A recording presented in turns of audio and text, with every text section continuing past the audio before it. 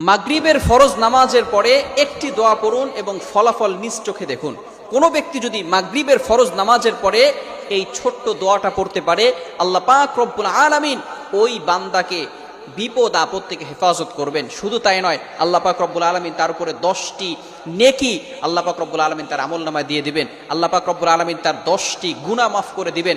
আল্লাহ পাক রব্বুল আলামিন তার 10টি মর্যাদা বুলন্দ করে দিবেন।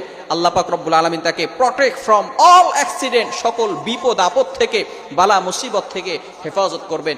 বড় বড় রোগ থেকে আল্লাহ পাক রব্বুল আলামিন ওই দিন তাকে হেফাজত করবেন।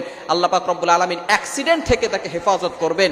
আপনাকে যদি ঘরের ভিতরে আগুন লেগে যায়, আগুন লাগা থেকে আল্লাহ পাক রব্বুল আলামিন আপনাকে হেফাজত করবেন, যদি খালি আপনি একটি আমল করতে পারেন। শুধু তাই নয়, আল্লাহ রাসূল সাল্লাল্লাহু আলাইহি ওয়াসাল্লাম বলে দিয়েছেন, সারা রাত ধরে ওই বান্দার জন্য ফেরেশতারা আল্লাহ তাআলার কাছে দোয়া করতে থাকবে। শুধু তাই নয়, 4 জন গোলাম আজাদ